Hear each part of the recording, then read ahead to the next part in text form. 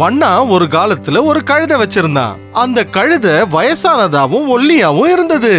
ஒவ்வொரு நாளும் நிறைய துணி மூட்டைகளை அது சுமந்துகிட்டு போச்சு. ஆனா ராத்திரியில அதை சுதந்திரமா விட்டுட்டாங்க. ஒரு ராத்திரி கழுதை ஒரு நரிய சந்திச்சுது. அவங்க 2 பேரும் நல்ல நண்பர்களானாங்க. உணவை தேடி அவங்க 2 பேரும் காடு முழுக்க அலைஞ்சாங்க. அவங்க 2 பேரும் ஒரு தோட்டத்துல நிறைய வெள்ளரிக்காய் இருக்கிறத பார்த்தாங்க. முடிஞ்ச அளவுக்கு அதை சாப்பிட்டாங்க. இதையே தினமும் ராத்திரி தொடர்ந்தாங்க.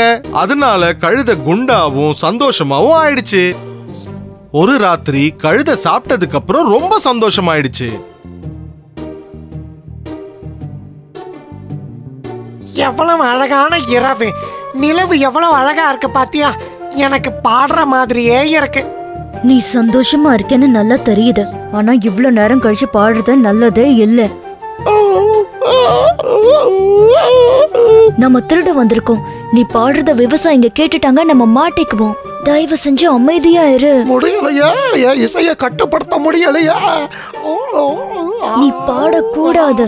அது மட்டும் இல்லாம உன் குரல் வேற ரொம்ப கொடூரமா இருக்கு. அழகான குரலை கேட்டு உனக்கு போறாம.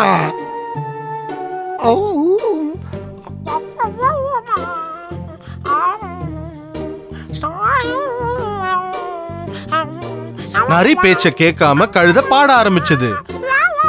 சீக்கிரமே அது ரொம்ப சத்தம் போட்டு பாட ஆரம்பிச்சது. நரி எவ்வளவோ கெஞ்சி பார்த்தது. ஆனா கழுதை புதுசா பாடல்களை பாட ஆரம்பிச்சது. கழுதைக்கு கடைசி தடவையா எச்சரிக்கை கொடுத்துட்டு நரி அங்கிருந்து கிளம்பிடுச்சு. கழுதை இன்னும் அதிகமான சத்தத்தோட பாட ஆரம்பிக்க விவசாயிங்க காதுல அது கேட்டுடுச்சு. கொம்புகளை எடுத்துட்டு அவங்க ஓட ஆரம்பிச்சாங்க. வயலுக்குள்ள ஒரு கழுதை பூந்துருச்சுன்னு நினைக்கிறவா?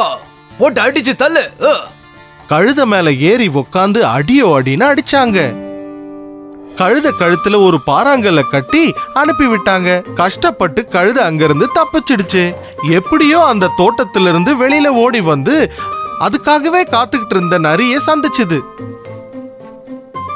என்ன மன்னிச்சரா, நீ எனக்கு சொன்ன அறிவுரைய நான் கேட்கவே இல்ல. கழுதை கழுத்துல கட்டியிருந்த பாறாங்கல்ல அவுக்கிறதுக்கு நரி அதுக்கு உதவுச்சு. அதுக்கப்புறம் அவங்க 2 பேரும் ஒன்னா சேர்ந்து ரொம்ப தூரம் பயணம் செய்ய ஆரம்பிச்சாங்க.